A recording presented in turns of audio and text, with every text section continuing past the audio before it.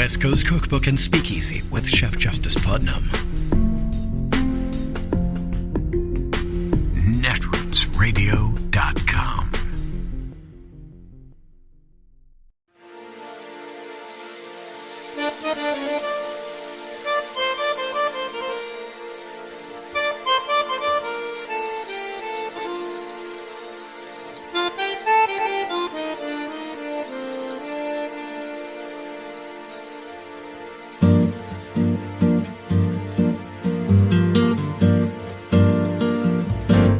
Je voudrais du soleil vert, des dentelles et des théières, des photos de bord de mer, dans mon jardin d'hiver. Je voudrais de la lumière, comme en Nouvelle-Angleterre. Je veux changer d'atmosphère, dans mon jardin d'hiver. À fleurs sous la pluie de novembre, tes mains qui courent, je n'en peux plus de t'attendre. Les années passent, il est loin, là je tombe. Nul ne peut nous entendre. Je voudrais du Fred Astaire, revoir un latte So Glenn, we just got the news that we've been waiting for from Jack Smith in the classified documents case down in Florida. What's the update here? Brian, Jack Smith has now formally filed his brief with the 11th Circuit Court of Appeals, arguing that they should reverse Judge Cannon's dismissal of Donald Trump's classified documents, obstruction of justice, espionage case, reinstate the case, and, get this justice show on the road again, get that case back into existence and moving in the direction of a trial. Glenn, why did it take so long? I mean, this case was very improperly decided weeks and weeks ago. Shouldn't this have been an immediate decision? And does the fact that it took a few weeks here for Jack Smith to actually file this appeal, does that have any impact on things here? No, it's not unusual, Brian. So what happens when anybody wants to file an appeal, whether it's the prosecution or the defense? First, they file a notice of appeal. They tell the appeals court, hey, we're going to appeal it. We're going to need some time to put our brief in support of our appeal together, and the court sets a deadline. Well, that deadline was tomorrow, but Jack Smith filed the brief today. That's not unusual. Brian, this is an 88-page brief. It is pretty darn consequential. A lot of people were working on it, including some real experts in the appellate arena, experts on the Constitution. This is not the kind of, brief that you can dash off over a long weekend. So they took their time. They put it together. I am still plowing through it, but let me just read for our viewers what I consider to be the money line, and it comes at the end of the introduction. Here's what Jack Smith tells the 11th Circuit Court of Appeals. He says, the district court's view, in other words, Judge Cannon's view, conflicts with an otherwise unbroken course of decisions, including by the Supreme Court, that the Attorney General has such authority to appoint special counsel, and Judge Cannon's decision is at odds with widespread and long-standing appointment practices in the Department of Justice and across government. This court should reverse Judge Cannon. He is not playing. He has dumped all of the supporting authority up to and including Supreme Court authority, precedent from back during the Nixon-Watergate days that shows Judge Cannon is an outlier. She got it wrong. She had no authority on which to base her dismissal of Donald Trump's classified documents case. And a pleading like that, like I say, 88 pages long, that takes some time to put together. Now, do we have any indication as to how long the process is going to take now that the 11th Circuit has it? We have some indication. So the next steps moving forward will be Donald Trump's lawyers will get to file their opposition, and then Jack Smith will get to file a reply or a rebuttal to the opposition. I would expect all of that to take a few weeks. Then the 11th Circuit Court of Appeals will set it for argument. I have a feeling they'll set it for argument pretty quickly, perhaps within a few weeks of receiving all of the briefs from the parties, and then they'll issue an opinion. How quickly will they issue an opinion? Anybody's guess. It could be a week, it could be a month. But what I think we should all resign ourselves to is none of this will come to fruition with an 11th Circuit Court of Appeals ruling before the election. But you know what, Brian, I have a feeling, I don't know if this will inspire or deflate our viewers. I have a feeling 1 year from now, 2 years from now, maybe even 3 years from now, we will be right here talking about the latest Donald Trump prosecutions, the stage we are in. That is, if Donald Trump loses the election in November. Because, Brian, if he wins the election, he will do one of two things. He will either order the Department of Justice, once he is sworn in, to withdraw this appeal if it hasn't been decided. The other thing he could do is let the appeal work its way all the way up to the Supreme Court, which is likely where this issue will end up one way or another. See if he gets a favorable ruling from the Supreme Court that he can exploit moving forward as the criminal president we know him to be. And if he gets a losing opinion from the Supreme Court, then he just orders the classified documents case dismissed by his Department of Justice. Because, let's face it, the Supreme Court, in bestowing nearly absolute immunity on a criminal president, has given Donald Trump all the tools he needs to corrupt and weaponize the Department of Justice and do it with complete impunity and immunity from prosecution. We are heading in the direction of becoming a banana republic if we don't right this ship, and the way we right this ship is by voting Donald Trump guilty and voting in favor of Kamala Harris and Tim Walz come November 5. Glenn, I just want to game this out for a moment. Let's say, for example, that the 11th Circuit rules in favor of Jack Smith, and let's say, for example, that they rule against Jack Smith. What do those two scenarios look like in practice? Yeah, great question. So let's assume they do what the law suggests they should do. They reverse Judge Cannon's dismissal and they reinstate the case. They will then have a decision to make. They certainly send it back to the trial court and they put it back on the trial track.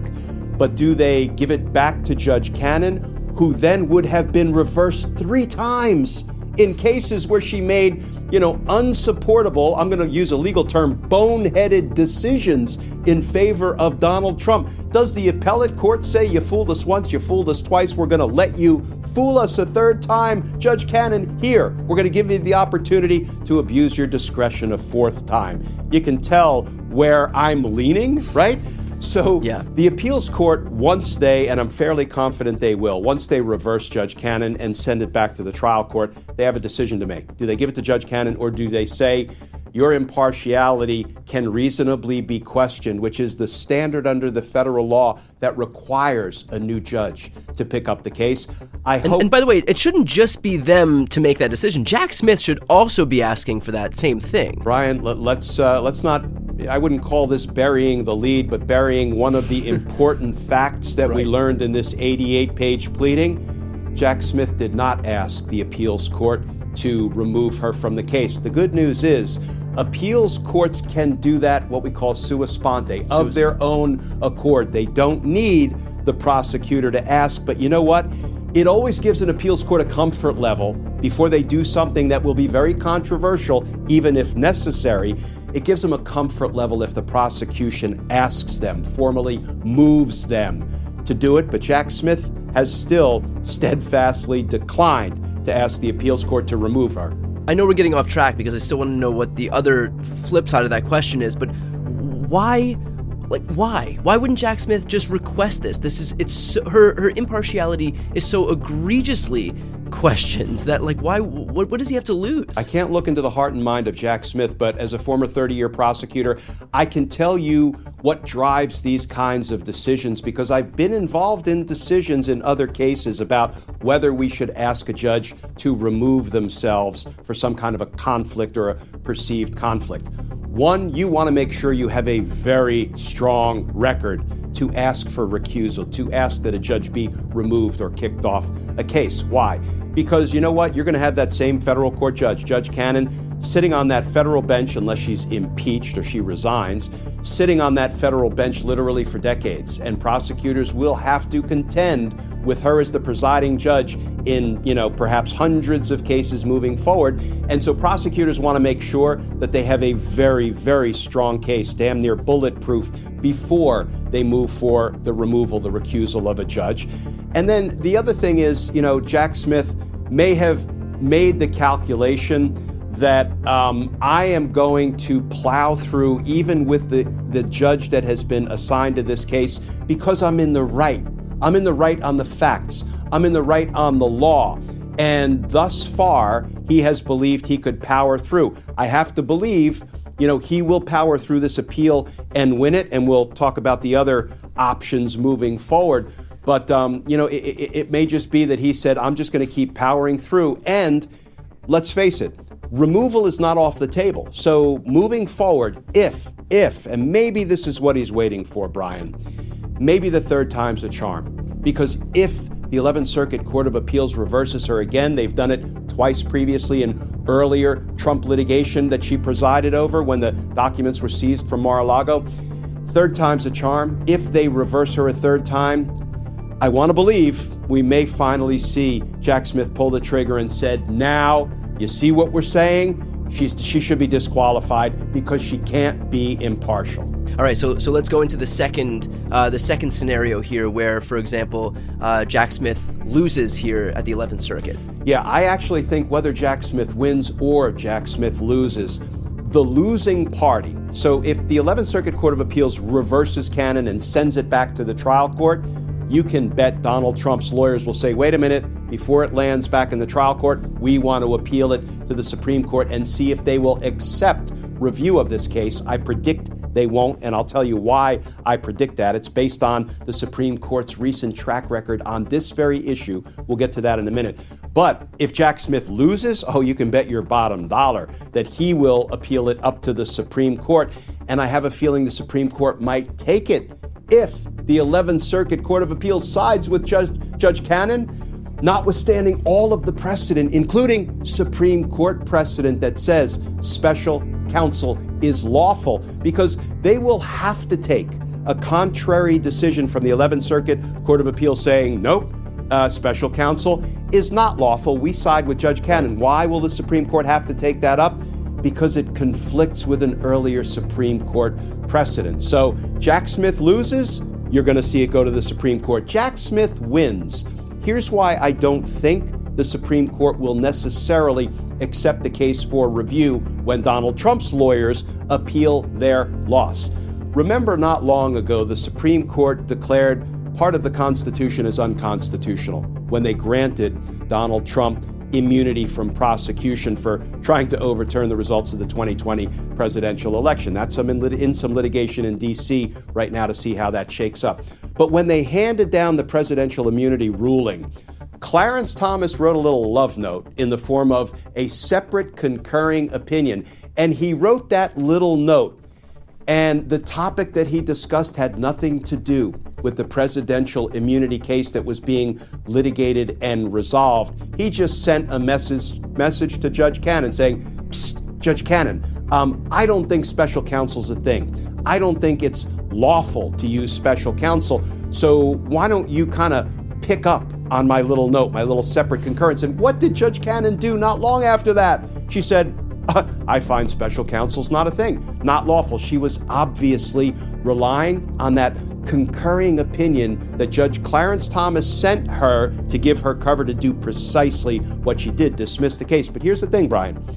When a Supreme Court justice issues a concurring opinion like that, if other justices are persuaded by it, you know what they do?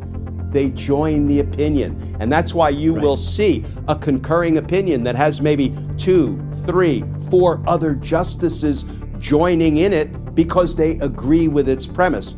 Not a single justice joined in Clarence Thomas's little love letter to Donald Trump that was CC'd to Judge Cannon. None of them joined it. That tells me that maybe Justice Clarence Thomas is the only one who believes special counsel is not a thing, is not lawful. And you need 4 justices to grant review, to vote in favor of taking a Donald Trump appeal if the 11th Circuit Court of Appeals reverses Judge Cannon. So that is where there is some light at the end of this particular tunnel of injustice. Yeah, you know you have jumped the shark when you are outflanking the John Roberts court to the right. It is Tuesday, the 27th of August of 2024, and you are in West Coast Cookbook and Speakeasy. I am your chef de cuisine, Justice Putnam. Gunner, the English bulldog, is our snoozing sous chef. Precious, our little Yorkie, is our door girl. And, of course, as you know, she is convalescing a bit, so we will be seating you directly for our especially special daily special, Tarrytown Chowder Tuesdays, a small, scant dash, a mere pinch of hot-smoked Hungarian paprika, will make all the difference in the world. It always has, and it always will. Oh, yeah. Okay, so a little update on Precious. She woke up when I awoke this morning, 5 a.m. Actually, a minute before 5 a.m. That's how I do it. Here on the West Coast, and she got up with me and then decided to remove herself to the sofa in the front room, where she is currently, as well as Gunner on his big old pillow in that room as well. So they like it there in the morning. Her tail wasn't wagging. So as Dr. Dickey here in Rogue River said, if when she wants to get up every morning, that's a good sign. So we continue to see it as a good sign. Okay. Another update, of course, as you know, I will be traveling to Southern California by auto for my father's military funeral and then the gathering at my niece's place. And so that means that Netroots Radio will turn into pretty much a robot station, meaning that the handcrafted quality in which that means I literally take the files from our content folk and add the silences and, take out what needs to be taken out. Not any of the content. But I format the file by hand. So that won't be the case this time because I won't be able to necessarily grab the files. I am still, unfortunately, without the equipment to be able to carry the station afar. We used to, but, all the machines broke down, and what with Mom needing extra care, and then her passing and all that entails in that, and then my dad passing 2 months later, boy, it all seemed quick. It just doesn't seem that April 27th, when Mom passed away, was that far away. It still seems relatively close to me. Everything seems compact. But regardless, continue to stay tuned to Netroots Radio. We will have a mix of regular and, personal time programming. So stay tuned. Many people are actually on vacation at this time, and I've gotten some files ahead of their departing on their vacations. So I'm able to format and slot those in the queue, the auto queue as we refer to it here among our team. So I'll be able to do that. So we'll have, like I said, a mix of regular and, personal time programming. And then I will return on the weekend and take over the station as soon as I return, which I hope is not too late Saturday night. And then on Monday, we're back here in the salon that we call West Coast Cookbook and Speakeasy, because that's what we like to do. All right? All right. So, what type of news is going on in the world that really bugs me that we are not attending to in today's, news read later on when we finally get to it after what has turned out to be rather elongated openings, or as some other people would call it, the daily rant. Well, I don't know. Is it ranting? Yeah, of course it is. Because when you're confronted with the types of dangers to what we all hold near and dear, one might get a little perturbed about it, and we certainly are. One little bit of news that sort of bugs me is Jack Daniels. The longtime American whiskey company has decided to drop their diversity, equity, and inclusion program. Apparently, according to the reports that I've come across, it's because they heeded their customers' wishes. White racist customers, apparently, who think that Jack Daniels is their own, not realizing or not caring that Jack Daniels got that recipe from a black slave. And that's why we drink Uncle Nearest, because that was the black slave who has the original recipe of Jack Daniels. He made Jack Daniels rich. So in essence, Jack Daniels was a DEI hire. And look what they've done. Well, it is perturbing, I should say. But yeah, go and get Uncle Nearest. A much better whiskey now anyway. So if you're into those types of spirits. But that is certainly a slap in the face, shall we say. A company that would not have existed except for the expertise of a black man. And now that they've made all these billions and billions and billions and billions and billions and billions of dollars over time, they can, maybe they can change their origin story.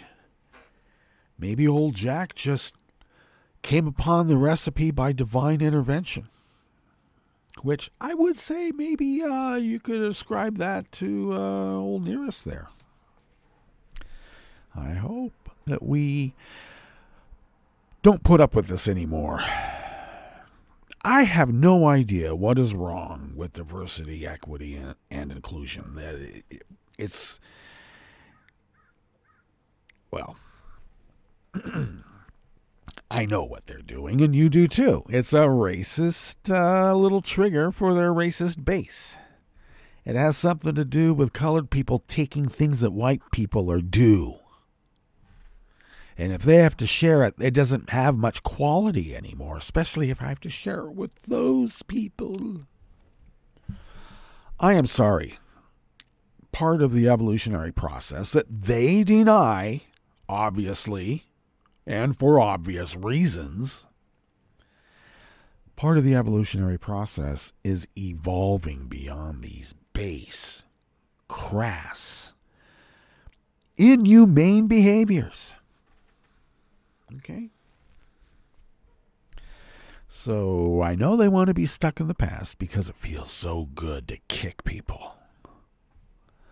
But we are not doing that anymore. We don't have to put up with it anymore. We've kind of laid back and said, okay, you kicked me once. Can I have some more? No, I like the fact that we're kicking back. They're accusing us of being petty. Well, I'm ready for petty. Okay?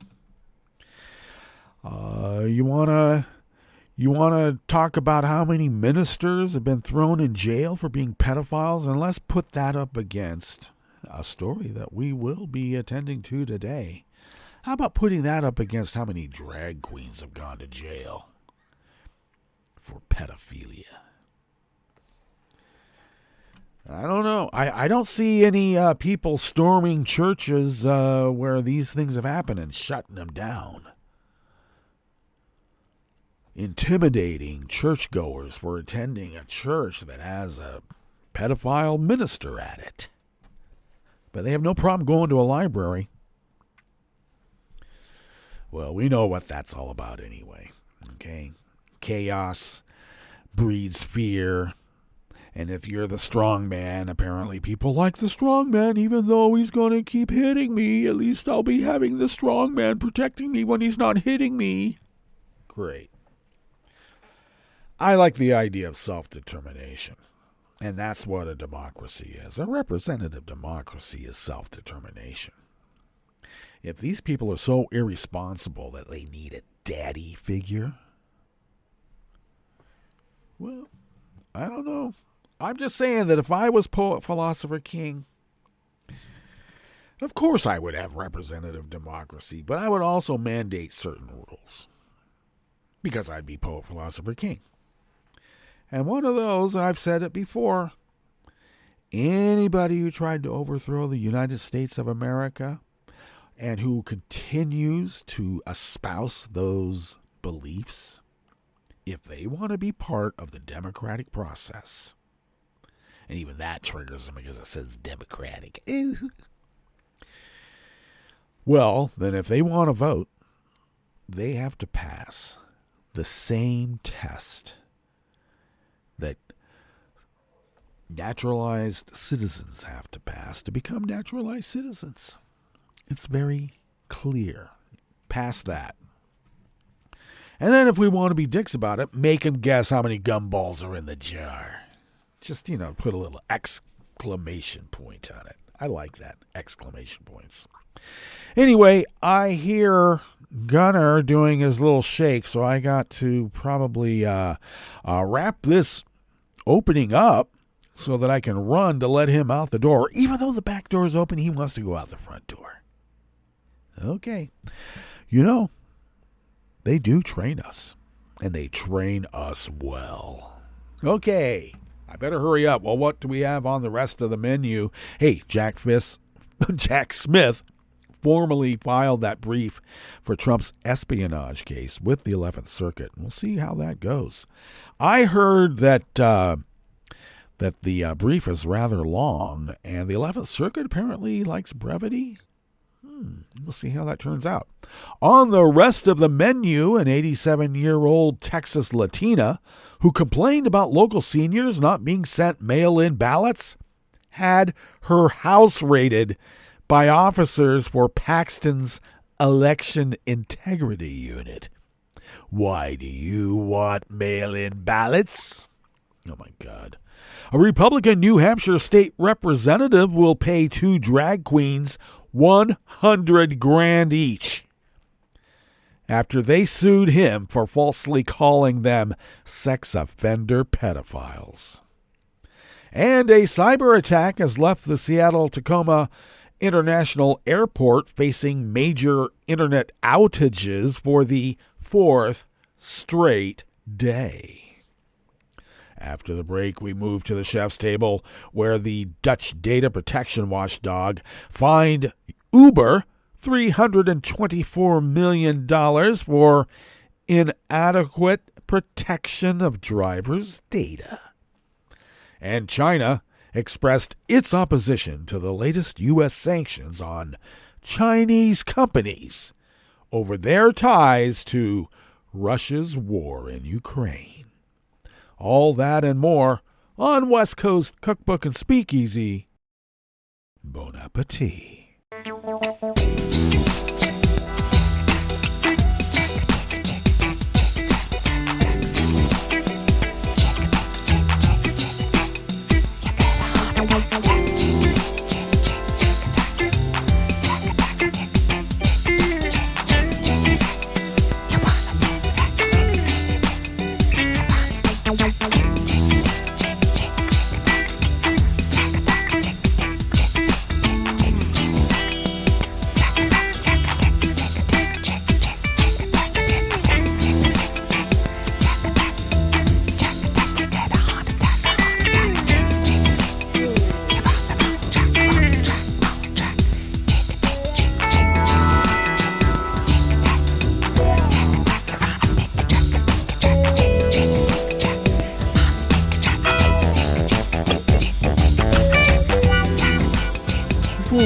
Into this first offering here at the Bistro Cafe of West Coast Cookbook and Speakeasy. Tarrytown Chowder Tuesdays. Small reminder, please do follow me on my social media feed at Justice Putnam for quick access to the show notes and links diaries that I post on Daily Co's 10 minutes before showtime, so you have, well, access to the full and complete articles by the actual reporters.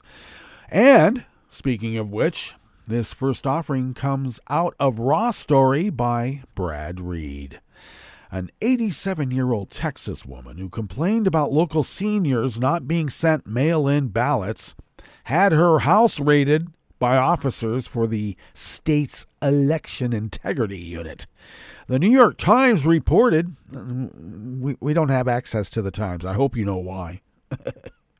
Well, they reported that Lydia Martinez, a retired educator who lives in San Antonio, was shocked last week when officers came to her house at 6 a.m.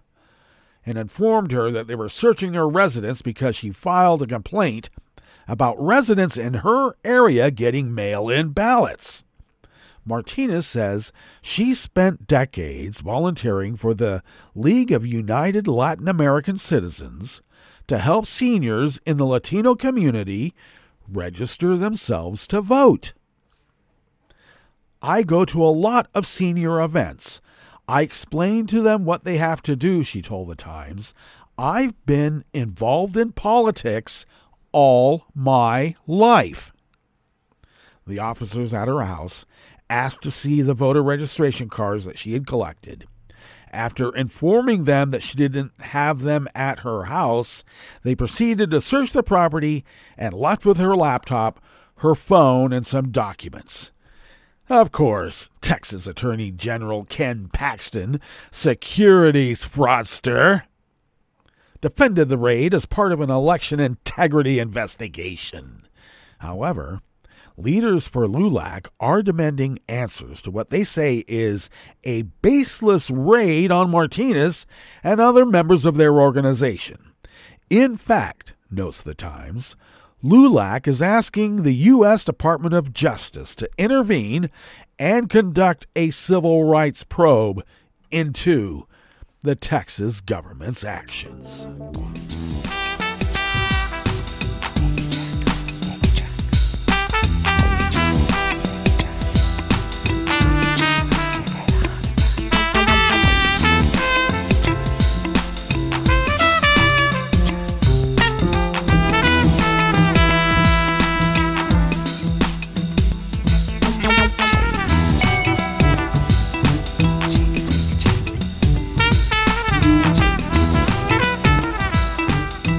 Daniel Wu at the Washington Post brings us this next offering here in the Bistro Cafe of West Coast Cookbook and Speakeasy.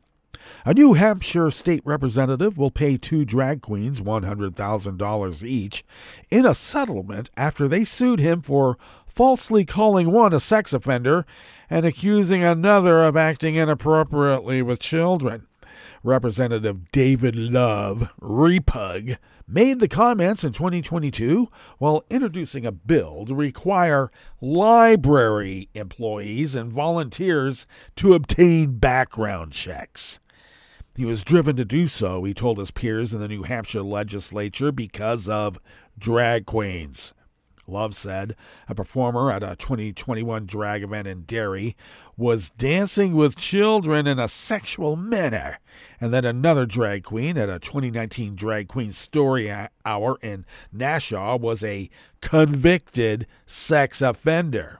Now, the allegations, which Love reiterated despite the drag queens, local officials, and community members contesting them, will cost him $200,000. Michael McMahon and Robert Champion, the New Hampshire drag queens who performed at the events Love described, sued Love for defamation. Last week, they secured a settlement and a public retraction from the state representative after being provided with inaccurate information that I failed to verify. I publicly accused Robert Champion, also known as Monique Toussoon, of being a registered sex offender, and Michael McMahon, also known as Clara Devine, of rubbing butts with children, Love said in his retraction. I've since learned that those assertions were completely false. I wish to publicly retract those statements and apologize to Robert and Michael. All right. Well, that's just that's a little accent made up on the spot. Okay, just so you know.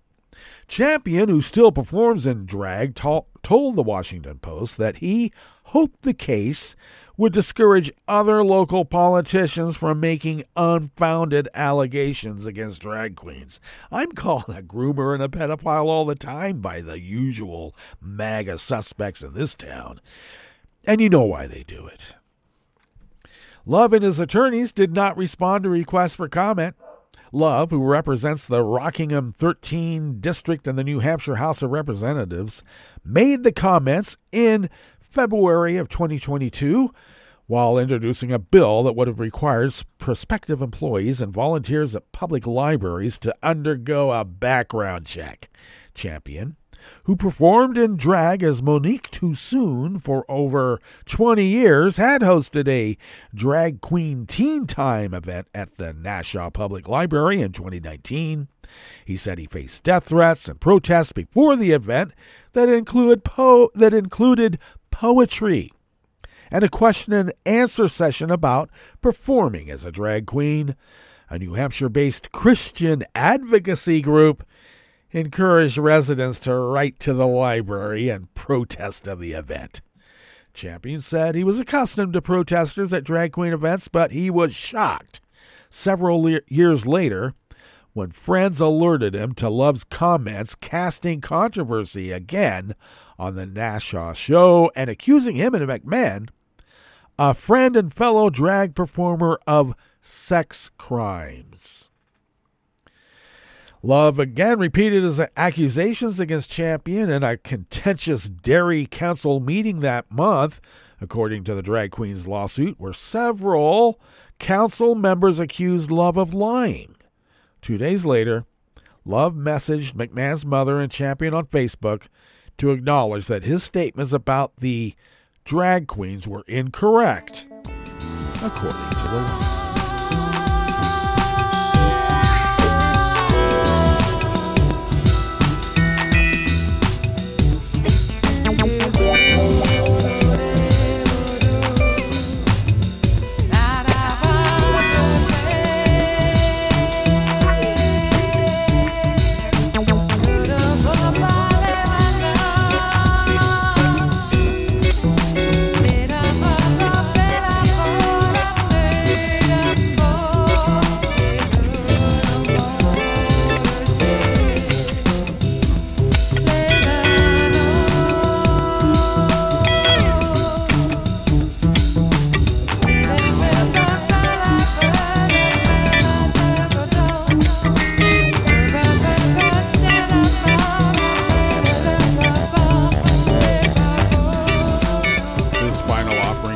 Bistro Cafe, part of West Coast Cookbook and Speakeasy, Tarrytown Chowder Tuesdays, comes our way by way of Oregon Public Broadcasting.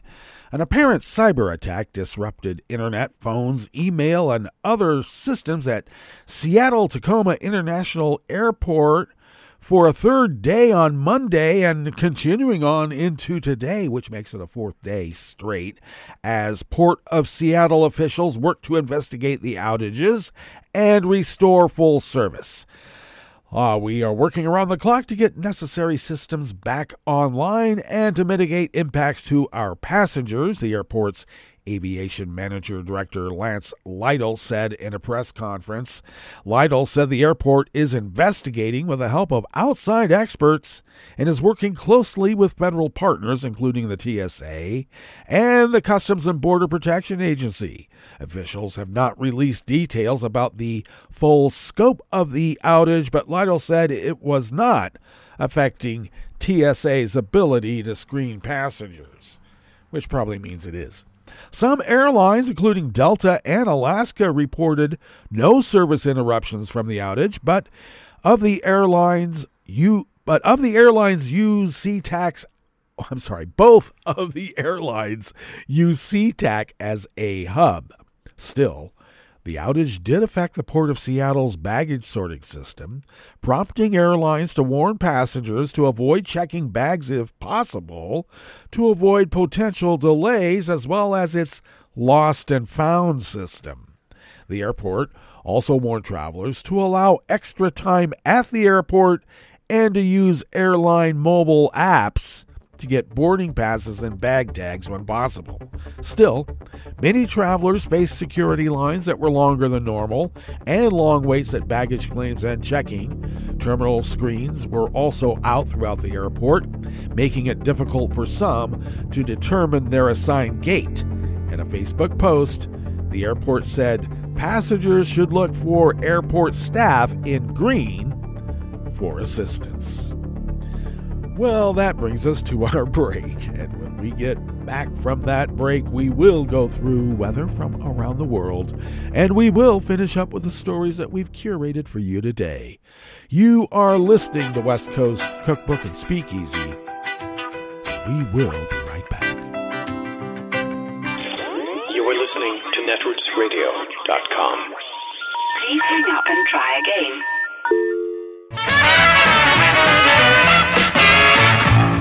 From a point at sea to the circles of your mind, a new force is at work for planetary transformation.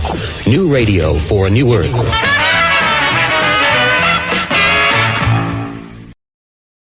This is Take Two Movie Review. I'm Mike Friend. This week, hold on to your face. One could argue that the body horror subgenre was born with 1979's classic Alien. The xenomorphs, from the imagination of Swiss artist H.R. Giger, have taken on a role, much like the characters in 20th century vampire movies, to bypass certain societal and sexual norms for mainstream consumption. These xenomorphs have always been more violating than violent, as they scratch and claw their way from inside human bodies, with or without the use of orifices. Alien Romulus, the ninth in the franchise, is set between the first two movies and is the story of a crew of characters led by Rain, Kaylee Spaney, as they seek to escape a mining colony operated by the franchise capitalist villains Weyland-Yutani by raiding an abandoned space station to steal gear that will facilitate their escape.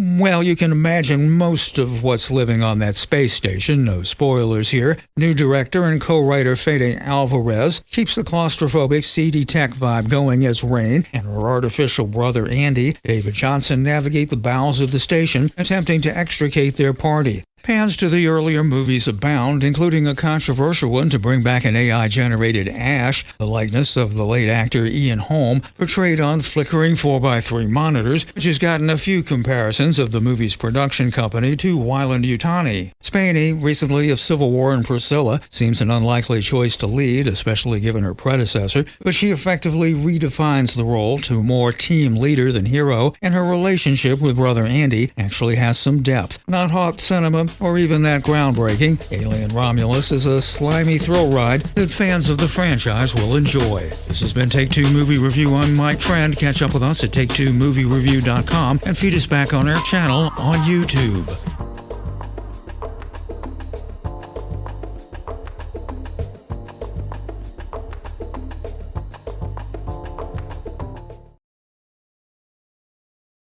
Don't you wish your life came with a warning app? Stop. That dog does not want to be petted. Just a little heads up before something bad happens. Move your coffee cup away from your computer. Oh, no. So you can have more control. Stop. You're texting your boss by mistake.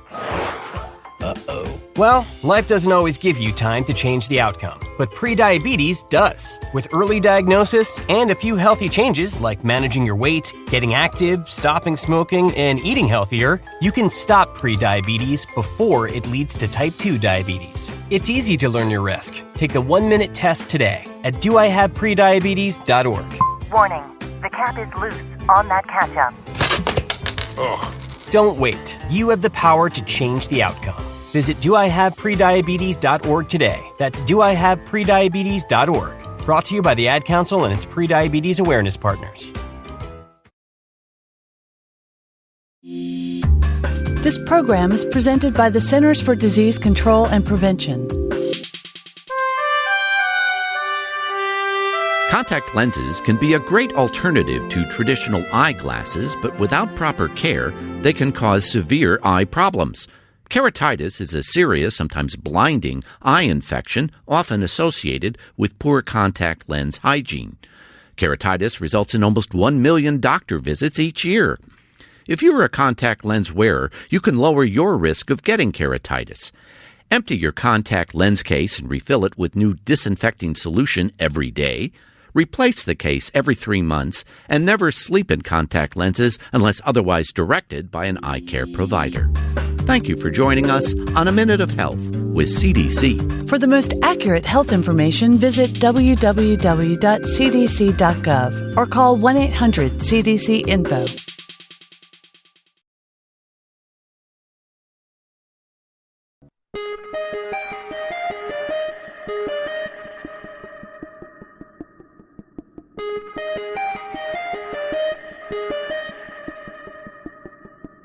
Hi, it's Tom. Could we humbly suggest your donation to netrootsradio.com? All we've got to run this 24-hour powerhouse of progressive resistance radio is what comes out of our own wallets. And you are our biggest donor. And it doesn't take much, $3, $5. Just go to the bottom of our netrootsradio.com page and hit our secure donate button. Heck, you can even make a recurring contribution. And you'll get a wondiferous pair of Netroots radio stickers for application to your backpack, your bumper sticker, or your banjo. Well, it's up to you which backpack you want to put it on. So donate what you'd like at the bottom of our netrootsradio.com's homepage. Because you are our biggest donor. netrootsradio.com. Together, we are Resistance Radio.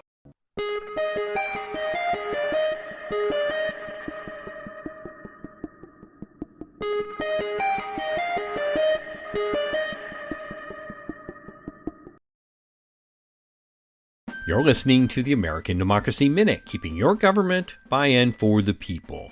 In a 5-4 vote August 22nd, the U.S. Supreme Court reinstated part of an Arizona voter suppression bill requiring citizens to provide proof of citizenship in addition to other identity documents. The law targets Native American voters who sometimes don't have birth certificates and college students who may not have the documents available. Both groups skew liberal. Arizona has 2 ballots for elections, a state ballot which includes local, state, and federal candidates, and a federal-only ballot. The federal-only ballot uses an affidavit to swear to citizenship on penalty of perjury, but does not require documents. Democracy news outlet VoteBeat found college students often use the federal-only ballot. A 2022 Arizona law, House Bill 2492, requires that citizens registering to vote provide a birth certificate, passport, or naturalization papers to register for either the state and federal or federal-only ballots. Democracy groups argued it violated both the National Voter Registration Act and the Civil Rights Act. A recent study found 9% of Americans don't have ready access to a birth certificate.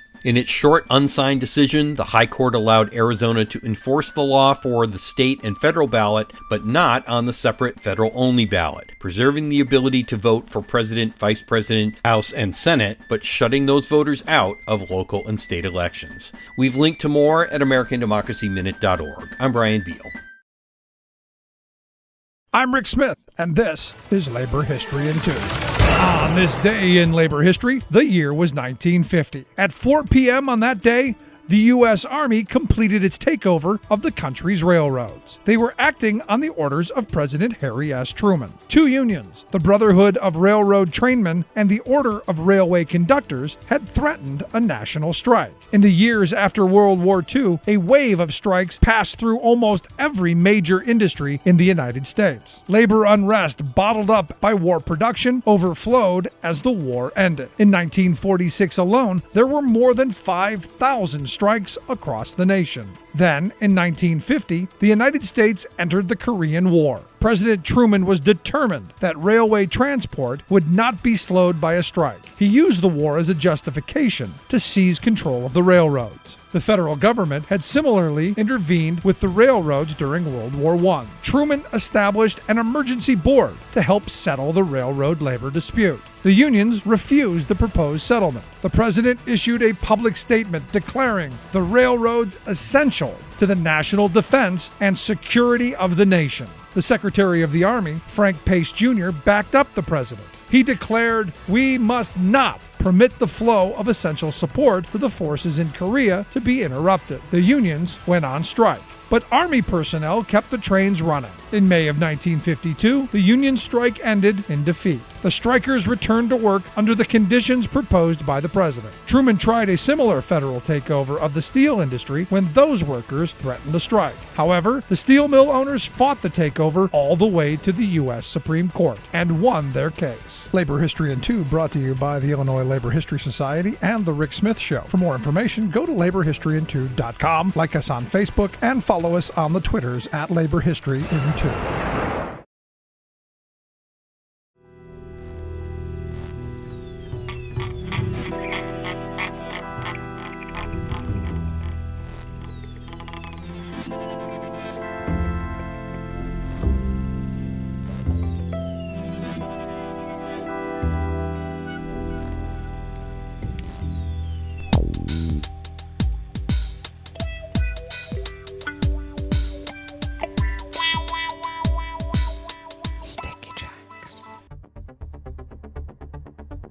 Thank you for accompanying us here to the chef's table at West Coast Cookbook and Speakeasy, Tarrytown Chowder Tuesdays.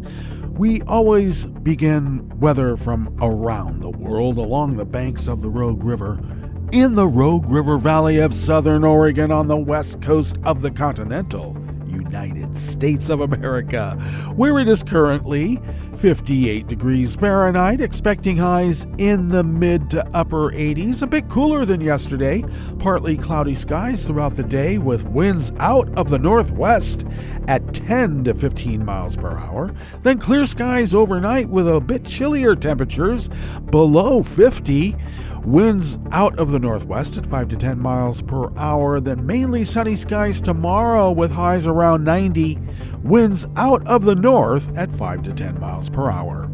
Grass pollen is rated low here in Rogue River. The air quality index for the region is in the good range at 29 parts per million, and that daytime UV index is rated high at level 7, so take care.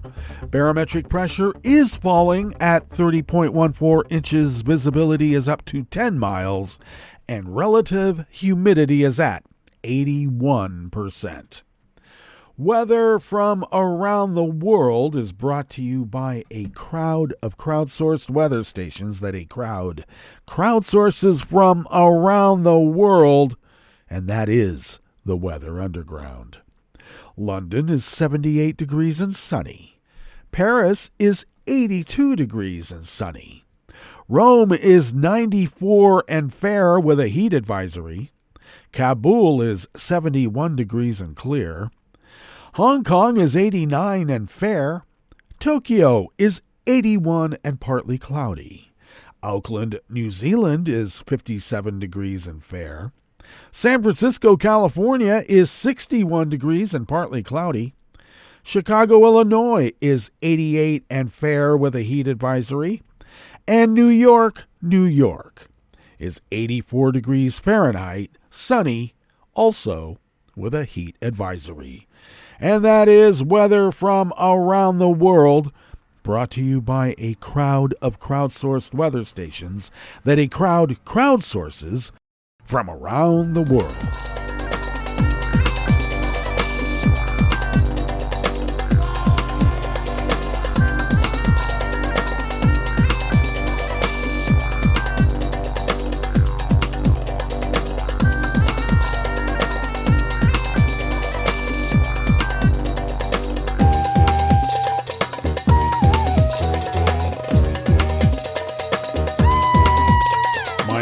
Porter at the World Desk of the Associated Press brings us this first amuse-bouche here at the chef's table at West Coast Cookbook and Speakeasy, Tarrytown Chowder Tuesdays.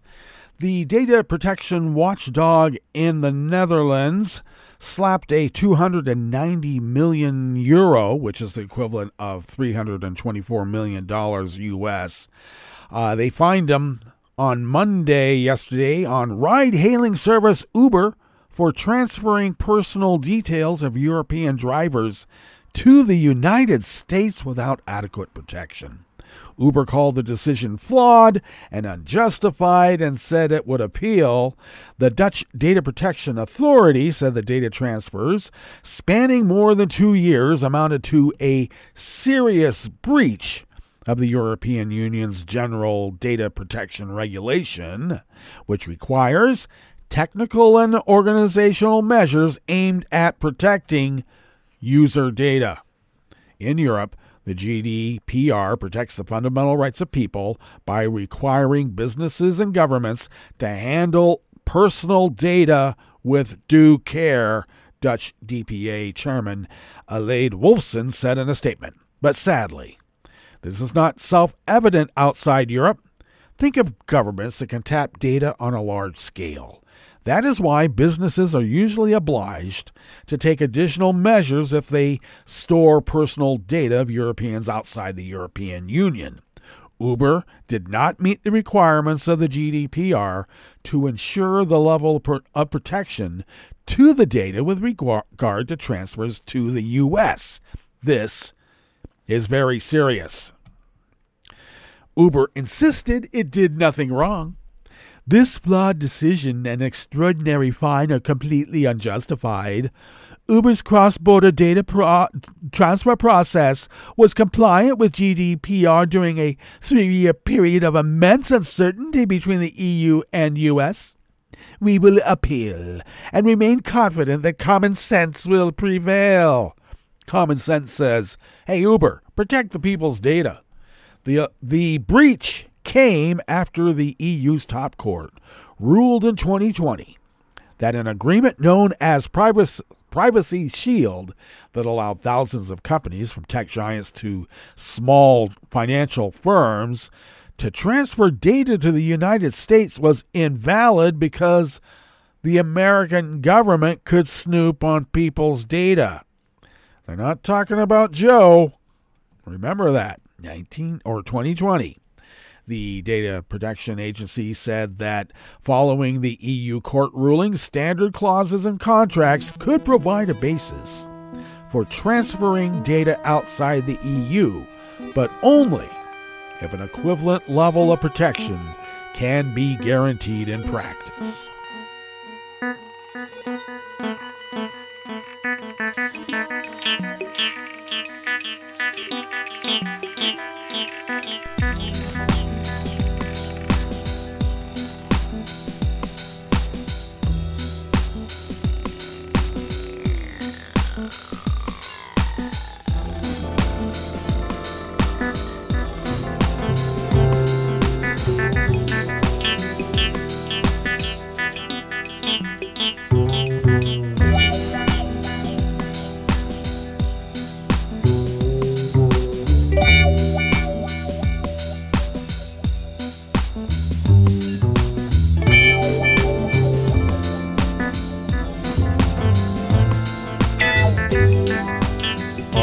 Staff at the Associated Press World Desk brings us this final amuse-bouche here at the Chef's Table at West Coast Cookbook and Speakeasy.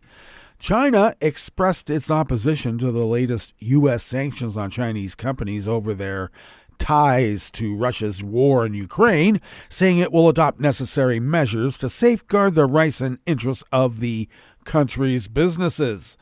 The U.S. on Friday announced sweeping sanctions on hundreds of firms in Russia and across Europe, Asia, and the Middle East, accusing them of providing products and services that enable Russia's war effort and aiding its ability to evade sanctions.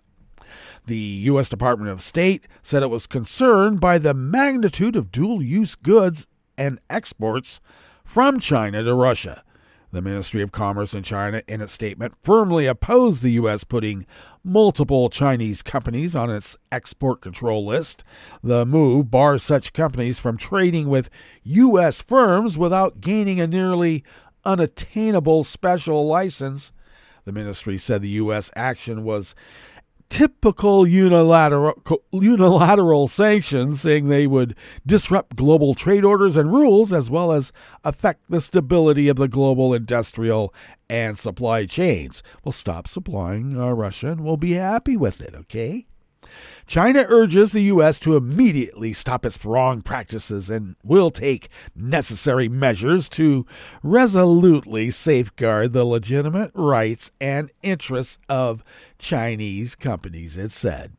The U.S. action is the latest in a series of thousands of U.S. sanctions that have been imposed on Russian firms and their suppliers in other nations since Russia's invasion of Ukraine in February of 2022. The effectiveness of the sanctions has been questioned, especially as Russia has continued to support its economy by selling oil and gas on international markets.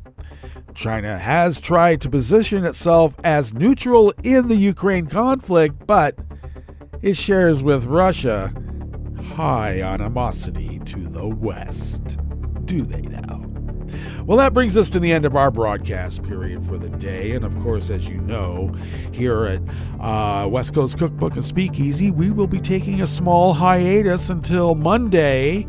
But do stay tuned to Netroots Radio all day, all night, and all rest of the week for all the breaking news as it breaks. And we'll meet up here on Monday the 1st of September, right here in West Coast Cookbook and Speakeasy. Bon appetit.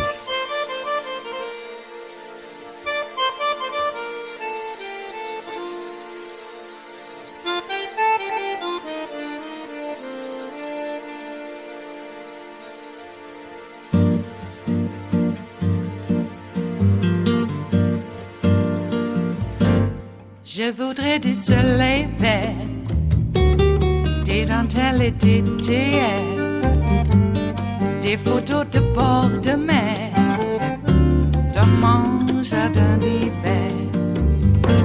Je voudrais de la lumière, comme en Nouvelle-Angleterre.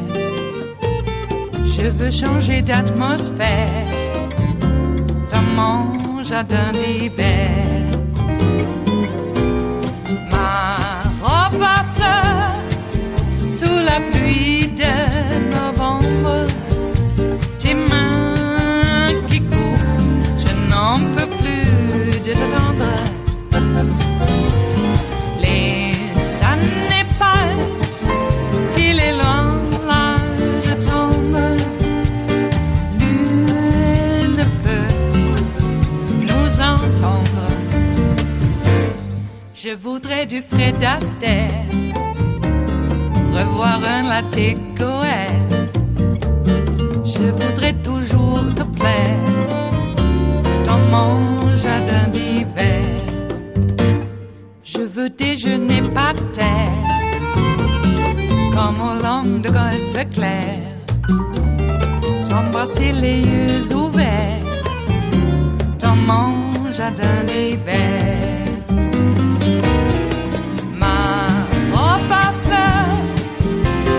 Pluie de novembre, tes mains qui courent, je n'en peux plus de t'attendre. Les années passent, il est loin, là je tombe. Nul ne peut nous entendre. Ba-da-da-dum-di-da-dum. Ba-da-da-dum-di-da-dum. Ba-da-da-dum-di-da-dum. Dans mon jardin d'hiver. Ba-da-da-dum-di-da-dum. Ba-da-da-dum-di-da-dum. Ba-da-da-dum-di-da-dum. Dans mon jardin d'hiver.